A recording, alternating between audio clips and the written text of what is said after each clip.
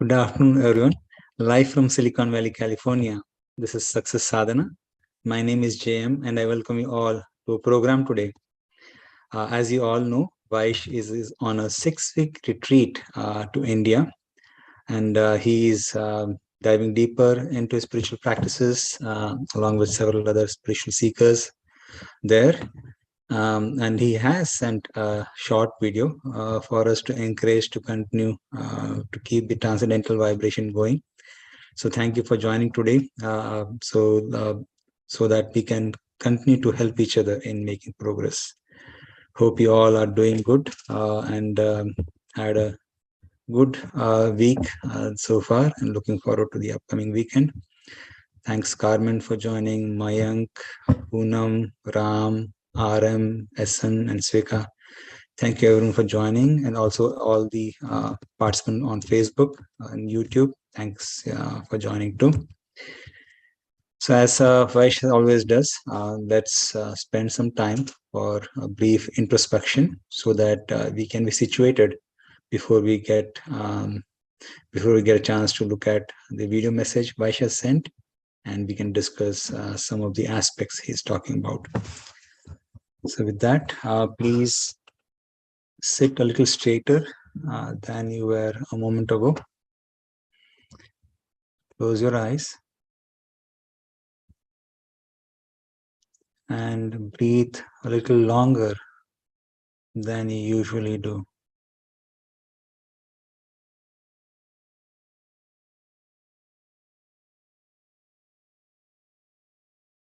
And as you breathe longer, please focus on your breath.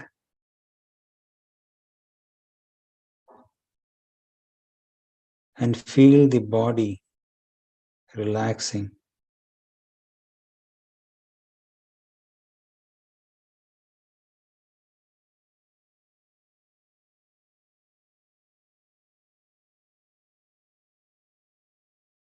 Deep breath in, deep breath out.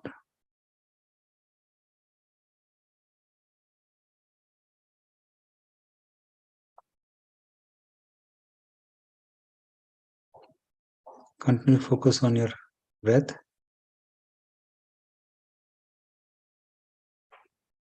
And as Vaish says, the most powerful asset we have is our attention. And where we place our attention, our energy flows. So let's use the power of attention to ask our feet to relax.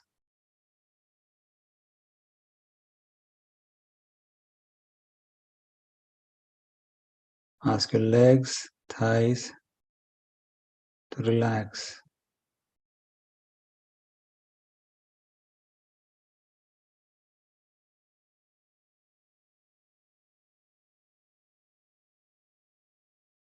Ask your waist, abdomen, and chest to relax.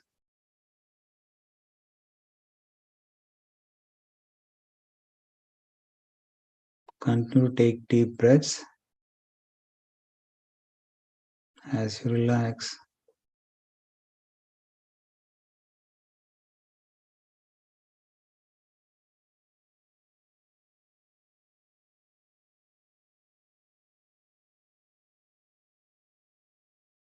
Ask your hands, wrist,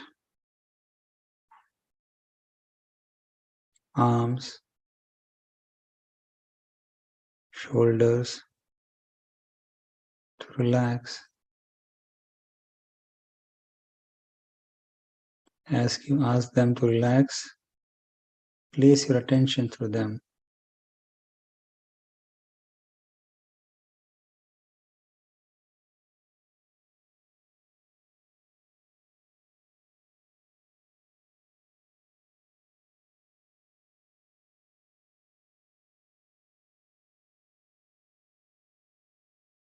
Request your neck, your cheek, your eyes, eyebrows, your forehead, Ask all of them to relax.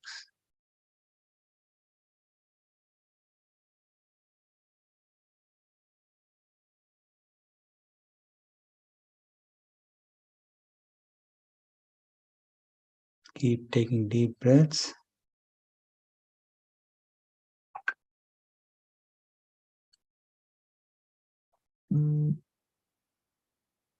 I will chant few mantras. And please feel the vibration of the mantras as you chant. We'll chant the Om mantra.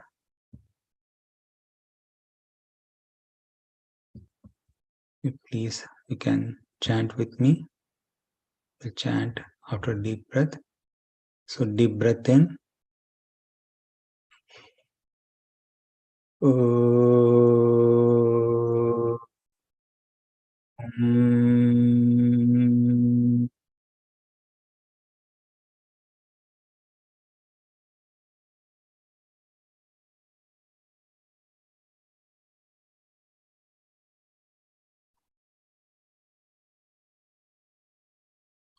Deep breath in.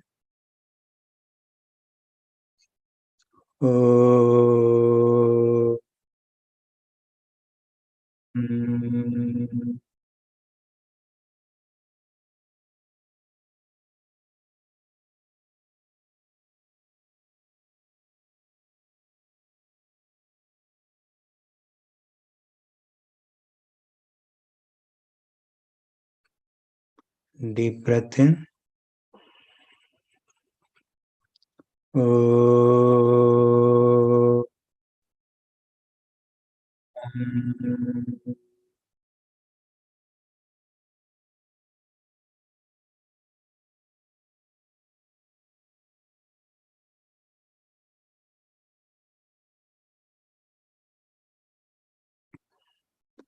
Deep breath in.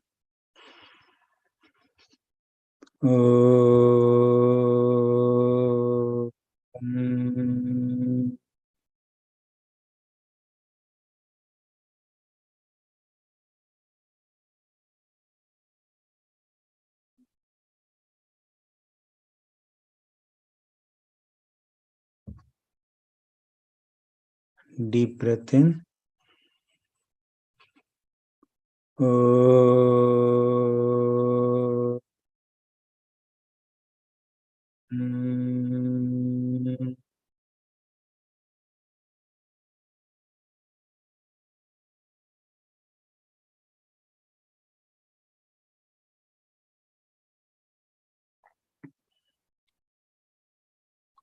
Deep breath in.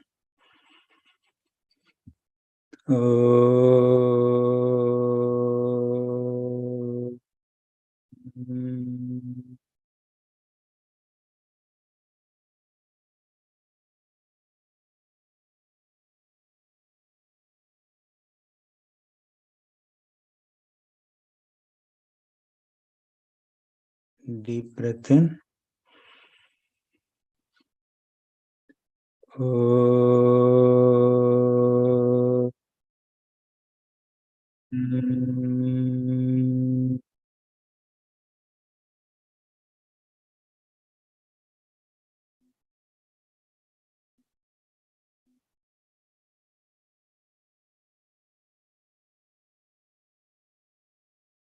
Please feel the vibration of the mantra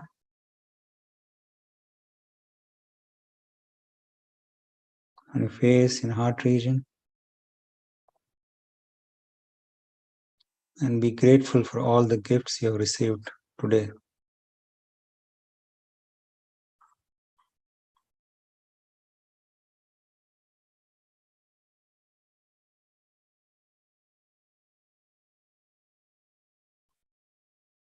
Slowly rub your hands on your eyes and please come back to the Zoom room.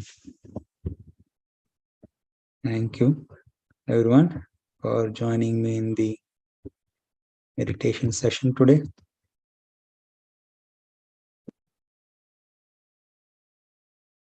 Thanks, Madhu, for joining, Rajiv, Ritesh, Zila, Samar. Thank you, everyone. So, as you all know, Vaish is on a 6-week trip. He's gone to India in a place called Vrindavan, where he used to go for past close to 19-20 years. He has been visiting there every year, and he spends the entire month of Kartik, which is around October-November time. And he dives deeper into various spiritual practices, meditation, and reading wisdom literature. And he's there this year too, after 2 years break due to pandemic. And as we discussed last week, this is last month of Chaturmas. Chaturmas is typically a rainy season in India, and where then spiritual seekers, they stop traveling, and rather they get situated in one place, and then they focus on inner rejuvenation by focusing on their practices. And Kartik is the last month of Chaturmas where they double up their spiritual activities so that they can get bonus spiritual benefits. So towards that, Vaish has kindly sent a short message from Govardhan, which is close to Vrindavan. And let's watch the video, and then we can open up for any reflections that you may have after watching the video. I realize I may not have shared my audio, so let me do that.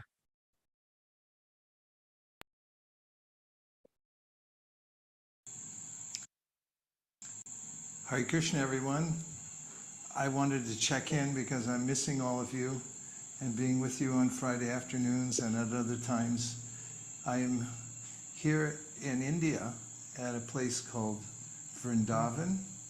Actually, I'm near Vrindavan, which is a sacred city that thousands and thousands of pilgrims, tens of thousands, millions even, come this time of year. And I'm in a very special place called Govardhan, and equally special place. I'm inside an ashram. This is a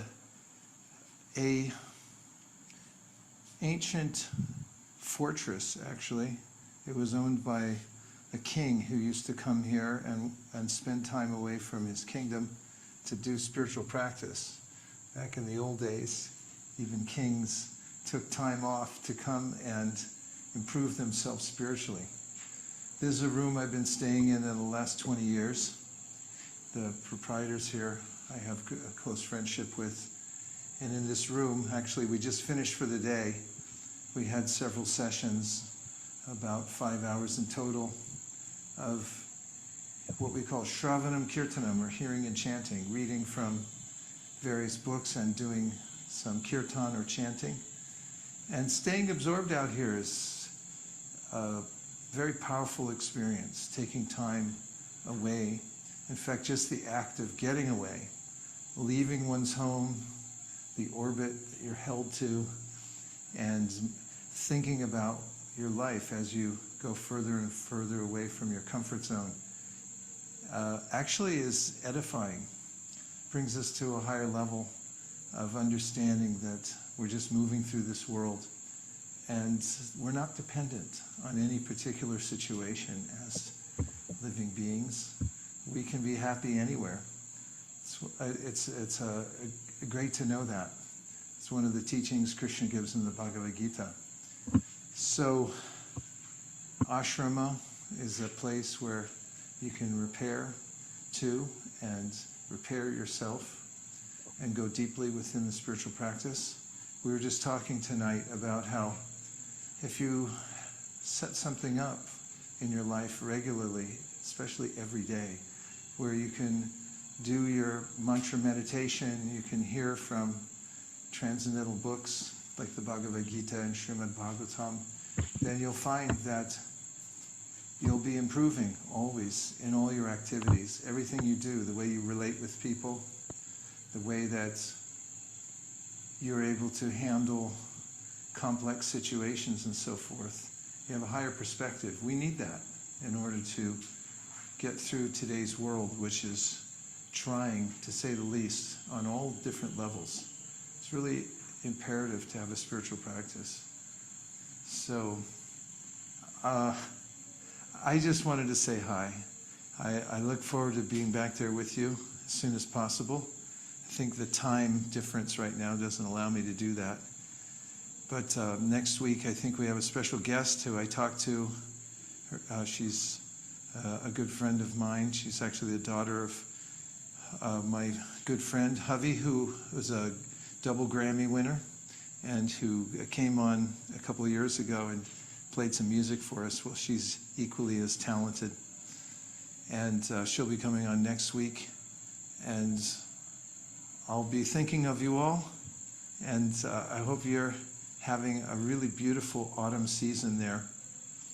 It's nice here. It's starting to cool down every single day a little bit. Otherwise, you'll notice the fan's on here. It's been on all day long because it's a little hot and humid still here in India. Please take good care, and I'll be counting the minutes till I see you again. Hare Krishna.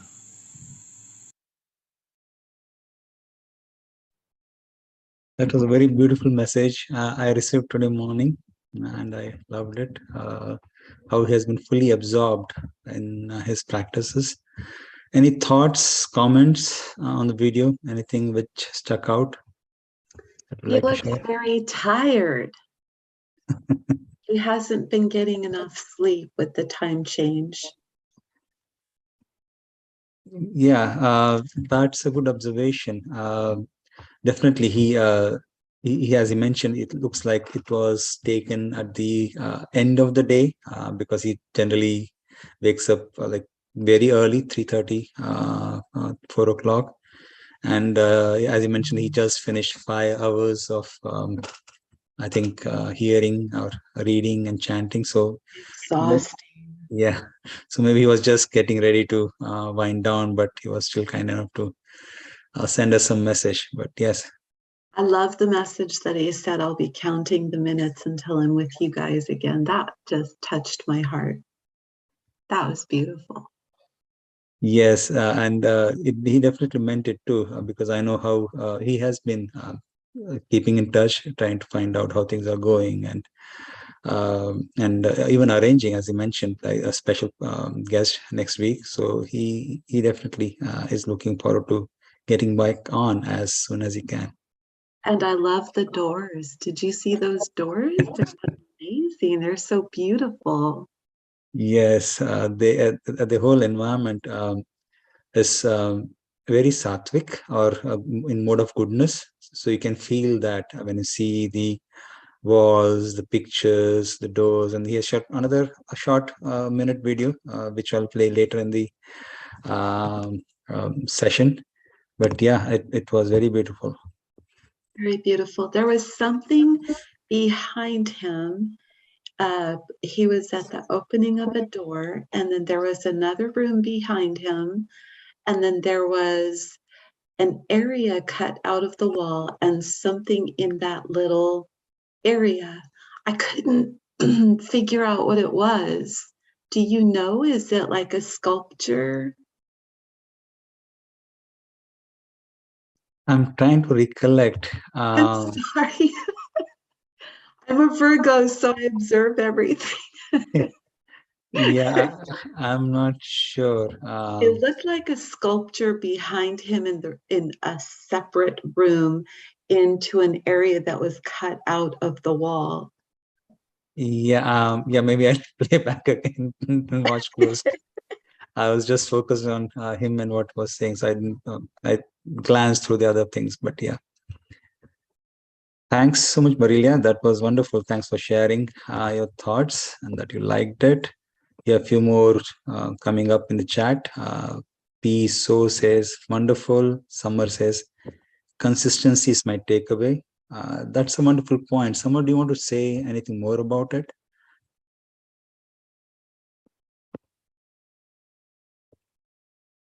What did you hear that made you feel that consistency is my takeaway?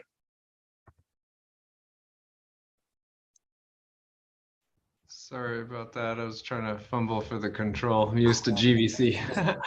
Hi everybody. I'm Summer, devotee. Consistency. Well, because I've been in my tradition, which is similar to lots of here, Krishna, and I noticed I come and go from it since early in college, and the times that I lapse or get distracted by the worldly affairs, I guess, for lack of a better way to say, is things don't always go so well, or I don't feel as healthy. But when I do daily consistent practice, I guess, not just with the meditation, but with the the mantras and the chanting holy names, just everything is better, and I feel more centered, and I feel like I'm evolving. Whereas if I even kind of let a week or two, or worse, a month or two, then I sort of slide back, and it's easy to do that for me. This is all just my personal take, but yeah, for me personally, when I do daily, consistent, sustained practice, then I feel like I'm actually climbing the mountain. Where if I take too much time away, kind of thing, you know where I'm going with this. It's easier to slide back than it is to progress for me personally. And so anyway, from morning to night, I try to make time and just do the things to keep me healthy, fit, spiritually fit. Thank you. Wonderful. Thanks, Samar. Thanks for giving those details. And you're absolutely right. As Vaish says, like when I think he was quoting another singer or artist, that if he doesn't practice for one day, he notices it. If he doesn't practice for 3 days, 2 days, I think, his teacher notices it. And if he doesn't practice for 3 days, then the world notices it. So consistency is king, where if you are able to keep up with your practice on a daily basis, it is easy to continue. And as soon as you slack and maybe let lethargic slip in, then it's not, it makes it that much harder to get back to what you have been doing. So thank you for sharing that. Mayank says, I like the point where Vaish mentioned that in the past, even kings used to take time out to work on their spiritual progress. Very nice. Thanks, Mayank. And what did you like about it? I like the point where sometimes people might think that those who are on the spiritual path are just sentimentalist, or they are not materially prosperous. But that is definitely not the case. Like all classes of men and women out there need to make spiritual progress. So that is what my takeaway. Like Yeah. even yes. Sorry, please finish. I was just wrapping up. I was just saying that even kings, whom one might consider as very busy with lots of responsibilities, even to take out time to work on their spiritual progress. Very true. I think kings would be considered maybe one of the busiest people, maybe with all the responsibility on their shoulder, including protecting their citizens and administering, etc. But even they need internal rejuvenation. So yeah, very good point. And if they can take time, then possibly we can. We should be able to make time too. Wonderful. Ritesh's feeling of true joy, calm and peace, satvikness, and Summer plus one's mic. Wonderful. Anyone else? Any other thoughts, reflections? No? Okay.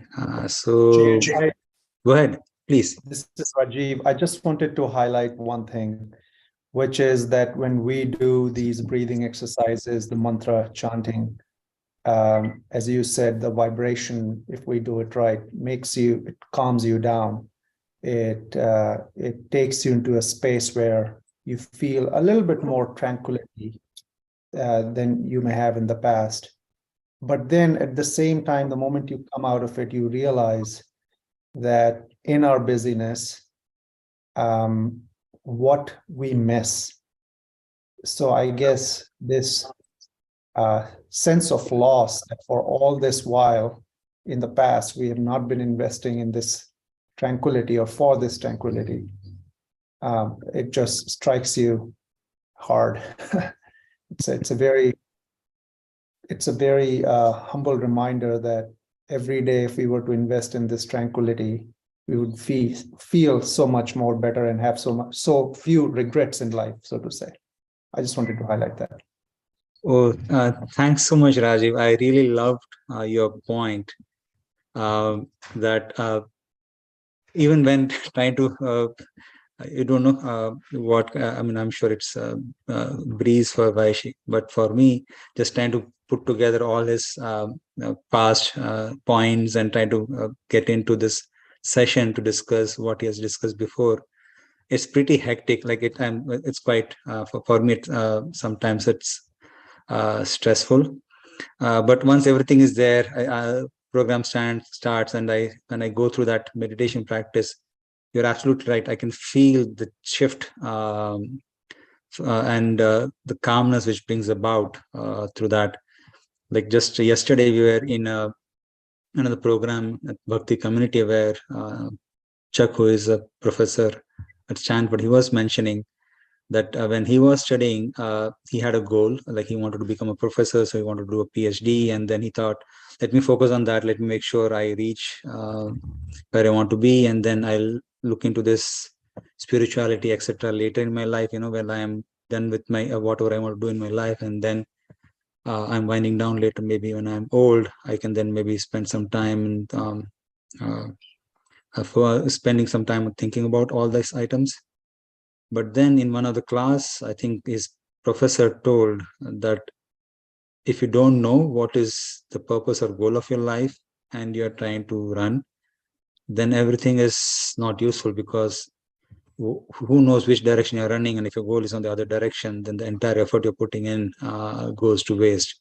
That's when he struck me that I cannot leave my spiritual quest or exploration for later part of my life. It needs to be part of my life, and that's when he started exploring. So rightly said, like if we have to become so busy, unless we focus on this aspect along with it, time might go by, and we will regret later that we did not invest enough energy and time to it. So thank you for bringing that point up. One more thing I wanted to add was that as you were closing the mantra and reminding us that we have this, so many things can go wrong, but so many things are also going right. This is an extreme privilege we have, where we have the time to be able to do this thing.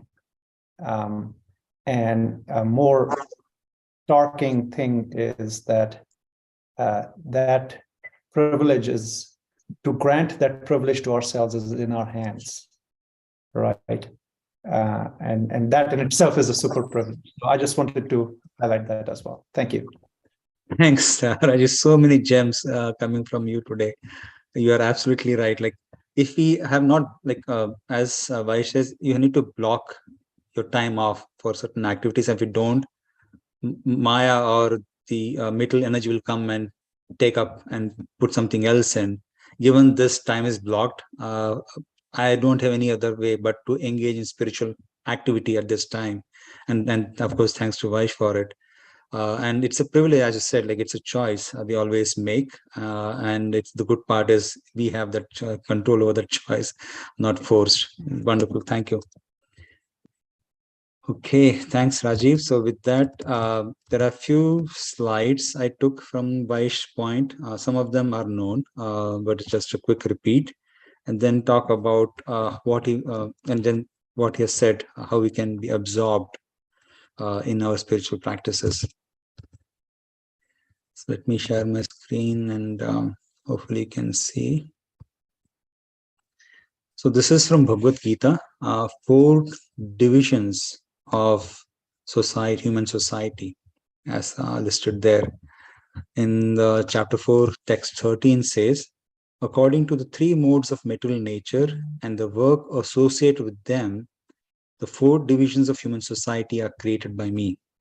And although I am the creator of the system, you should know that I am yet the non-doer, being unchangeable. So there are four groups of society and four stages of life which are referred in the wisdom literature. The four groups of divisions of or groups of society. First is the intelligent class or brahmanas. I think this pretty much in any society we can see there is a group of people who are intellectual in nature, who focus on trying to gain knowledge, advance knowledge, and very much focused on then sharing that knowledge with others. So those intelligent class in wisdom literature, they are called brahmanas, who are more situated in mode of goodness. So their primary purpose is to practice all the activities which increase that mode and share it with others. They're absorbed in gaining spiritual knowledge and advancing the spiritual cause and sharing with others. In the bodily form, if you think of the society as a body, then they will represent the head in the body, the thinking brain, the mouth of sharing that wisdom with others. And that's what their most of the nature is, and they live a very simple life. They because they are focused on attaining knowledge, focused on sharing knowledge. They keep the general passion for material gain under control, because they are mostly in mode of goodness. And to illustrate that point, there is a short story in the wisdom literature, story of Gautam Rishi or Gautam Saint, about who is a real Brahmana. There is a misconception that the categories of society, they are more by birth, but no, they are actually by their karma or action. So the story goes like this, that Gautam Saint, he typically administers or helps others by taking vows to practice spirituality. So one boy, young boy, he came forward and said, I want to take vow to live a spiritual life. Will you able to help me? So Gautam said, I only help those who are Brahmana in nature. So who are your father or mother, so I can know whether you are a Brahman or intelligent class or not. So he said, I don't know. I do know my mother. So let me go and ask my mother and come back and let you know. So he went to his mother, and he asked, I went to this Gautam Rishi or saint and wanted to take vows to live a life in mode of goodness. So, but he was inquiring about who are my parents and what are they. So can you please tell me about my father and mother, who they are?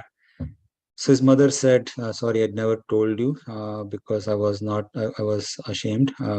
Because of my situation, actually, I became a prostitute. So I really don't know who is your father. And I could never share that with you because I was not feeling good about it. So the boy learned that his mother is a prostitute, but he doesn't know his father. So he went back to Gautam Rishi and said, actually, I spoke to my mother and I know that she is a prostitute, but I don't know who my father is. So hearing that, Gautam Rishi actually was pleased, and he said, yes, I will help you and to take vows so that you can actually practice a spiritual life, becoming Brahmana. Because he said, you came back and honestly said what you are, and in a simple and straightforward way. And those are the qualities of Brahmana, which they live a simple life, a very honest life based on wisdom literature. And they try to make advancement in spiritual knowledge, as well as share that knowledge with others so that others can also benefit and make advancement. So that is one of the first classes of people called Brahmanas or intelligent class under the four division of society. The next is administrative class or Kshatriyas. So they are more situated in mode of passion. They administer, so they rule, they create laws and rules and regulations to make sure everyone is protected, everyone is safe, and also create facilities for spiritual realizations and advancement. They represent arm in the body, which basically is for protection. And there is a short story of Karna, which talks about how your nature comes out despite what you may or may not know, which represents Kshatriya or a warrior class of people. So Karna, he was it's from Mahabharat, where he was born to a queen, but because the mother who gave birth to him at a very young age, and she was afraid, she she put him in a basket and left it in a river. So he was on the other side of the bank.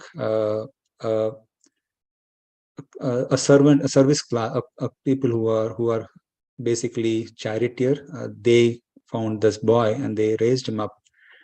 And then, but he was always eager to learn how to use various, how to use weapons, how to be trained in arms training, etc.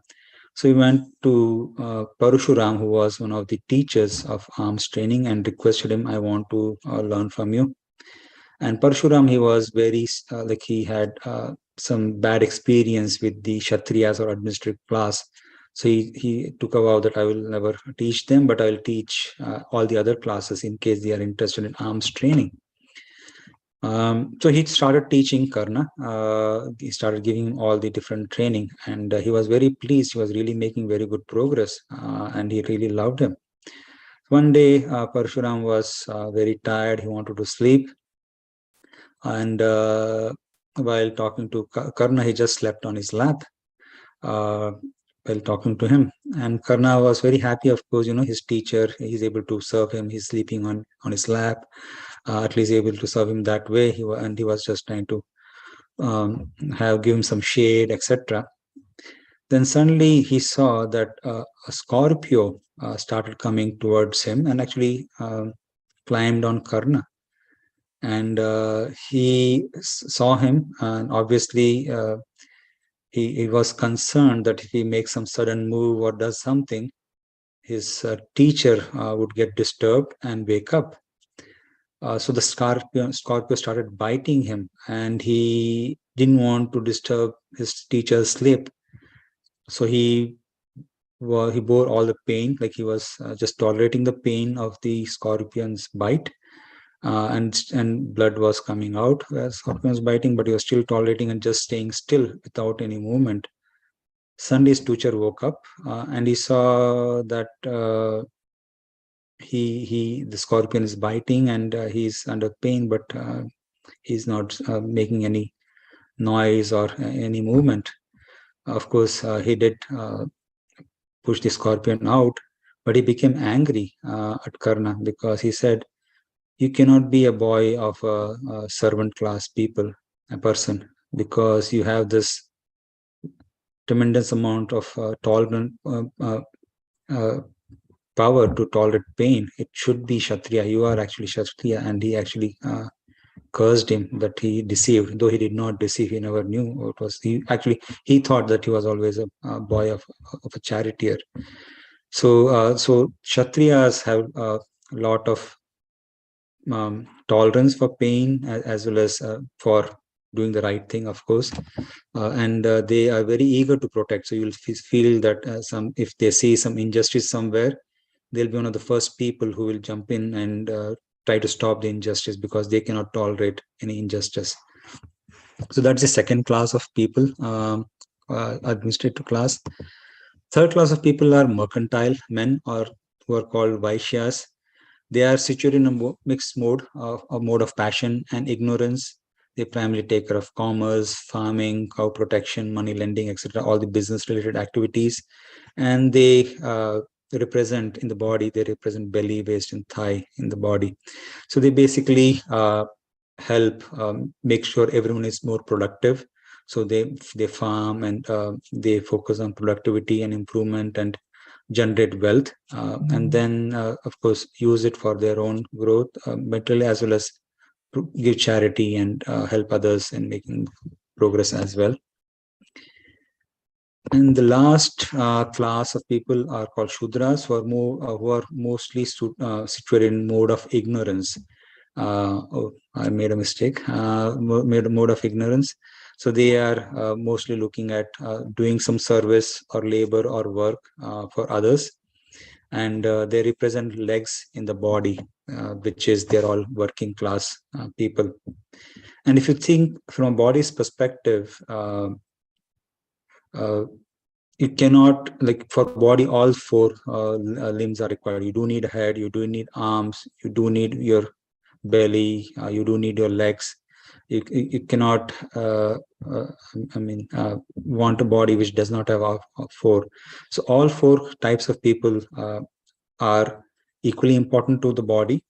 It's just that they are cooperating with each other with a motive or focus of maintaining the body.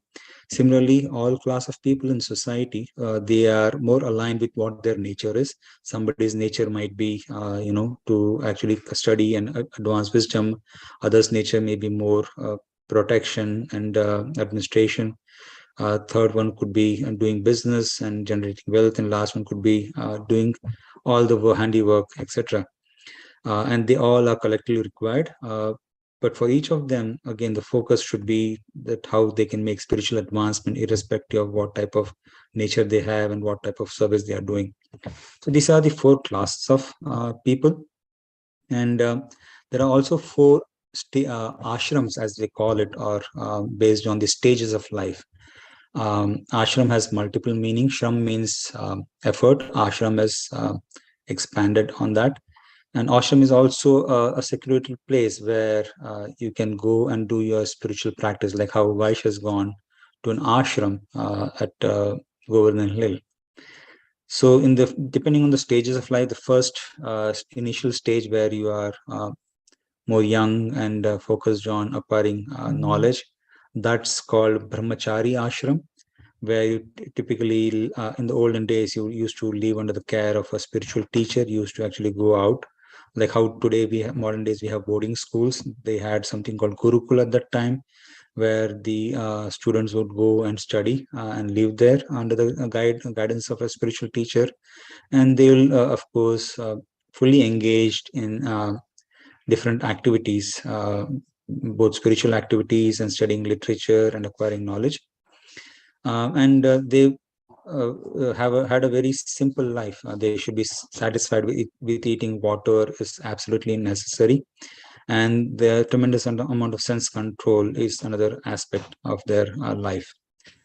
So after the Brahmachari ashram, the second is Grahastha ashram, which is more of family life. So here you perform your household duties with your family, with the goal of spiritual advancement. Of course, you do want to make progress on material aspect so that you can have a comfortable life. But that's not the goal. The goal is more, once I have this bare minimum material necessity fulfilled, how can I focus and make advancement spiritually, not just for me, but for my family, so my wife and children and everyone else.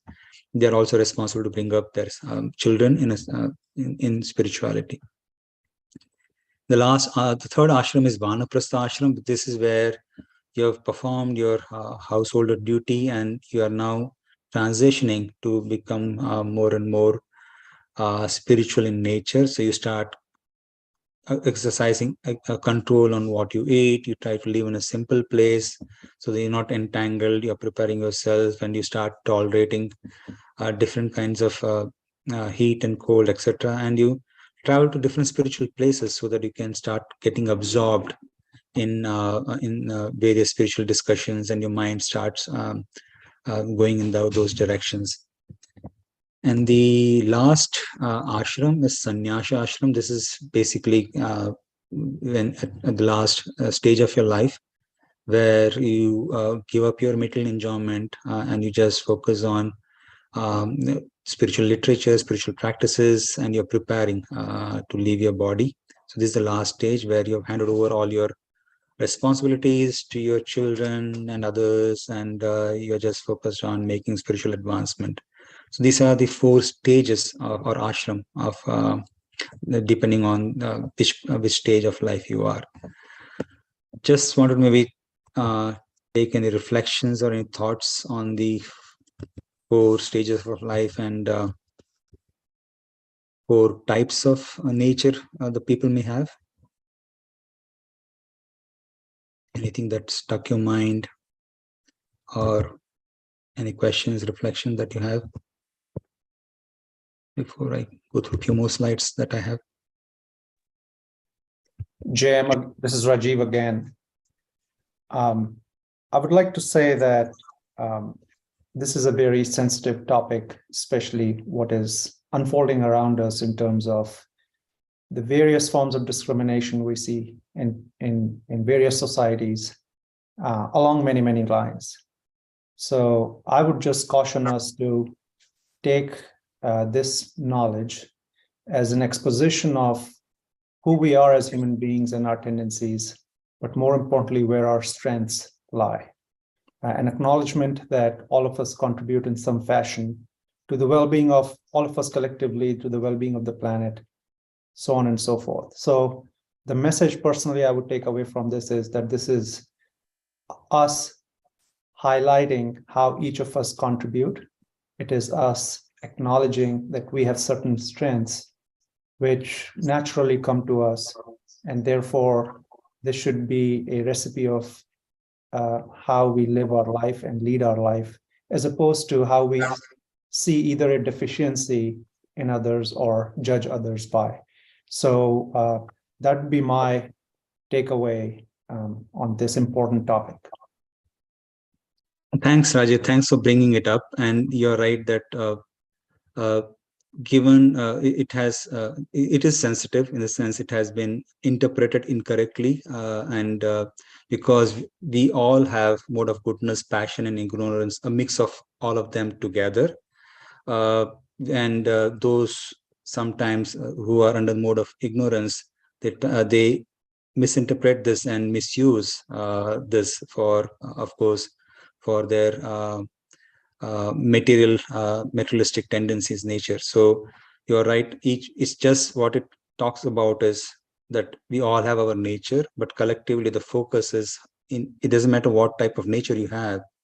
In the end, the goal is to make spiritual advancement, irrespective of what kind of nature you have. Yeah, I fully agree with you that we need to look at its true purpose and not how it has been misused in some parts. Thank you for highlighting that. Absolutely. Any other thought, questions?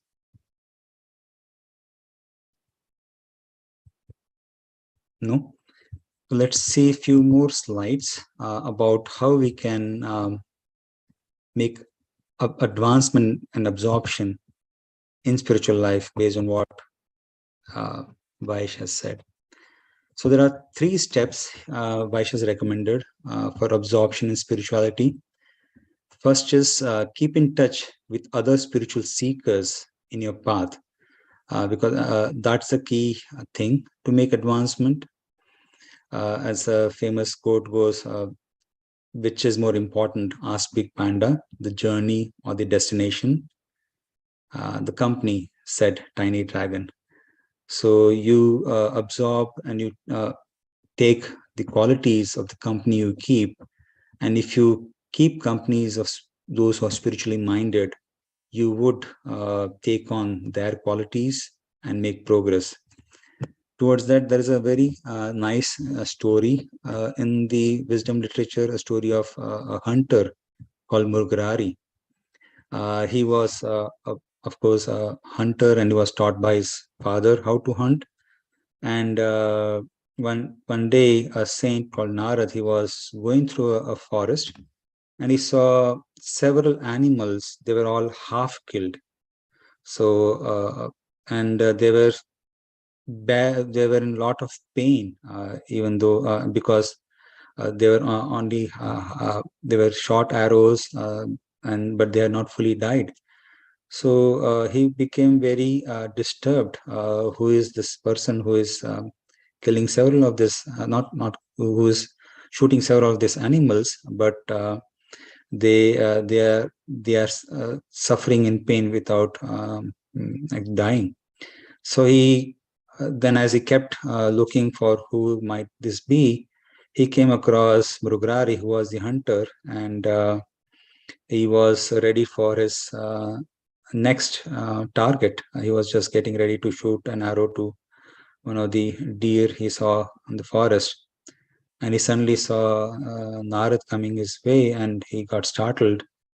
And he told him, like, why did you come? And you, made my target run away. I was about to shoot. So Narad said, I'm sorry I disturbed you, but there are so many animals. They are half dead. So I was wanting to understand why are you doing this to them? So he said, this is what my father taught me. He taught me to shoot at animals so that they are not fully dead but half dead, and that's what I learned, and that's what I'm doing. So Narad then requested him, I have a request for you, if you can. He said, yeah, please let me know. Then he said, please kill them fully. Don't half kill them. If you want to kill them fully. So Mrugrari said, why should I do so? He said, because it's more sinful. So if you let them suffer like that. So Mrugrari said, then how will how will I not occur sin? He said, then to teach you that, you'll have to actually first break your bow. He was very worried, like, if I break my bow, which means this is my livelihood, this is how I earn my food for my family. How will I give food to my family? He said, don't worry about it, I will take care of it. So with that, he trusted him and he broke the bow. Then he told him all the spiritual knowledge, and then he said, go and do these spiritual practices. And seeing that he left becoming a hunter and he started going and doing spiritual practices, the villagers got to know that he has changed, and they all started coming and helping him and his family out with all the necessities to live life.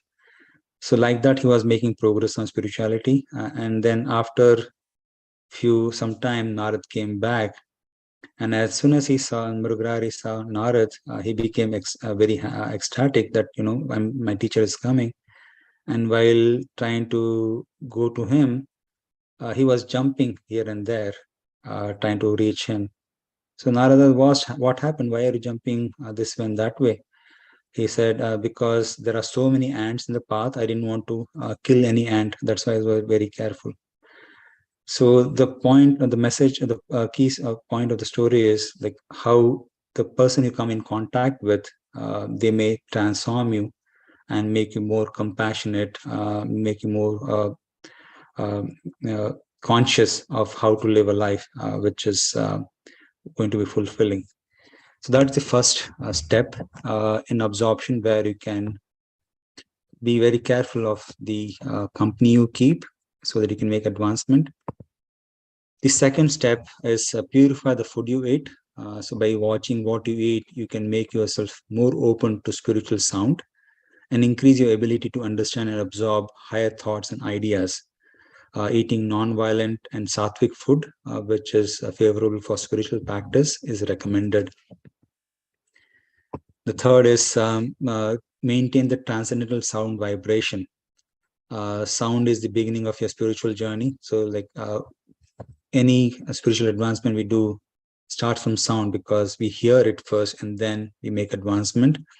So as long as we're doing mantra meditation or hearing wisdom from wisdom literature, we would be making progress in our spiritual journey. So those are the 3 steps to absorb in spirituality. Any question, thoughts, or comments on any of these steps?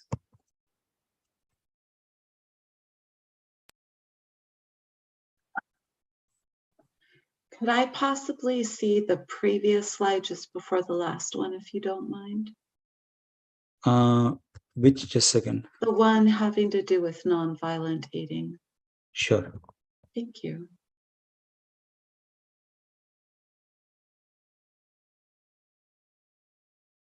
Yeah, this one is purify the food you eat so that you can have a non-violent sattvic food.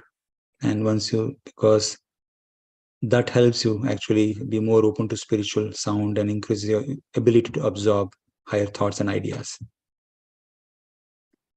Did you have any questions or just wanted to reread the point?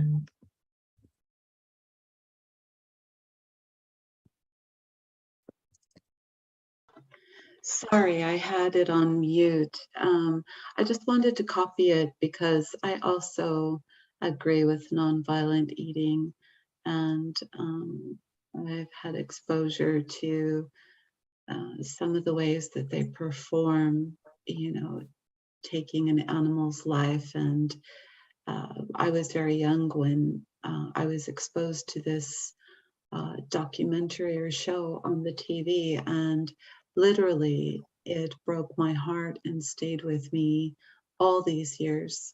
So yes, I want to always improve myself and better myself and be able to be for both people and animals around me as much as I possibly can.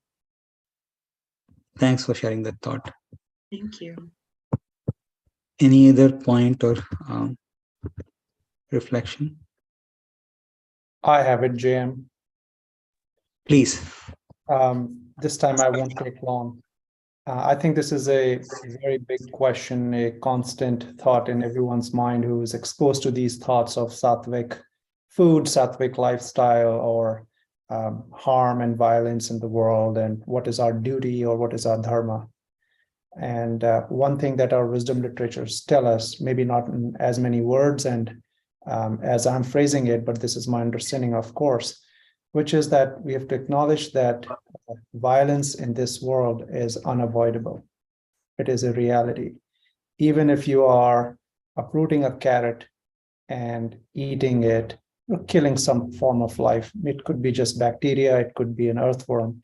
If you are walking over grass, you're killing many insects and whatnot. So the point is that it's not the violence that is the problem. The issue is that how mindful you are of the violence. Is it necessary? And that is, I think, a balanced path to move forward on. Do I have to kill an animal to feed myself and keep myself alive, or can I do without causing that much harm? So that is, to me, a more practical, a more peaceful way to eat, as opposed to a very strict rule of thou shalt eat this or not eat this. Thank you, Rajiv. You absolutely spot on. As you mentioned, wisdom literature says like a living entity has to live by eating another living entity. And there, how mindful, how conscious you are that for your sustenance, are you taking what is needed, the minimum what is needed, or are you just being unmindful and just destroying? And second is this where also the levels of consciousness comes into play. So like what is the possibility of that living entity to actually make progress in spirituality, and are you hindering that? So Vaish gave example of 4 types of consciousness. One is covered consciousness, like plants who do not have the consciousness to actually understand or inquire about spirituality. Or second is I forget the name, covered consciousness. Basically animals who are, who have some bit more level of consciousness, but they don't know what is the source, or they can't do higher level of inquiries. And the third level is budding consciousness, which is we all human beings are, at least we can inquire, we can consciously, like when animals, they cannot make any decision, conscious decision about what should I or should I not do. Like they're just intrinsically forced by their nature to actually eat what they are supposed to eat. But at least as a human, we can understand the potential, what is the conscious potential of these living beings, and which one will be more harmful or less, as an example. And that is humans. But finally, when we actually inquire of higher knowledge, higher path, and make progress, that is when we blossom into our consciousness.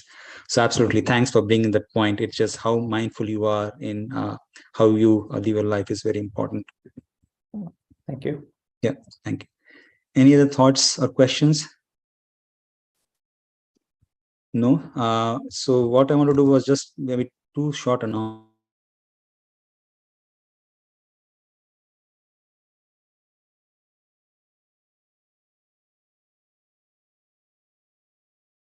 Let me share my screen. And one is that there is a retreat from Bhakti Community. This is for women only. It's in November. The topic is Journey of Inner Transformation, where they'll be fully focused on doing inner introspection, and then focusing on discussing wisdom topics. It'll be in Blue Mountain Orchard, which is in North Fork in California. If you're interested, please do check out this link, bhakticommunity.com/retreat.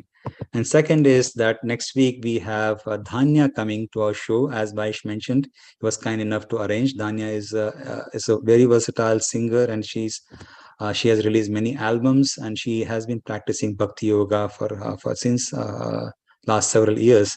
And she, of course, is a daughter of the of Havi or Ilan Chester, who is 2 times Grammy Award winner. So I'm very excited that she has agreed to come on the show and share her perspective. So please, if possible, do tune in to our show next week. And in the end, I know we are a couple of minutes over, but Vaish did send us small video of offering of lamp and some mantra meditation, which she is doing at the retreat. So I thought let's end with hearing some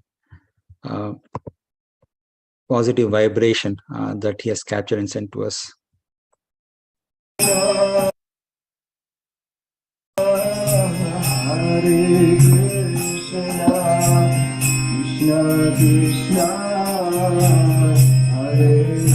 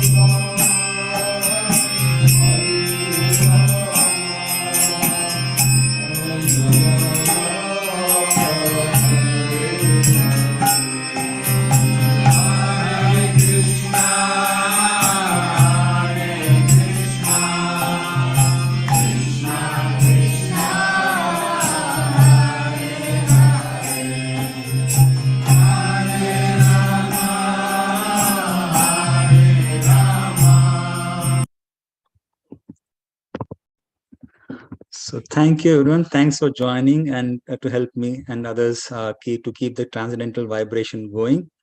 And looking forward to meeting next episode where we'll meet and discuss with Dhanya.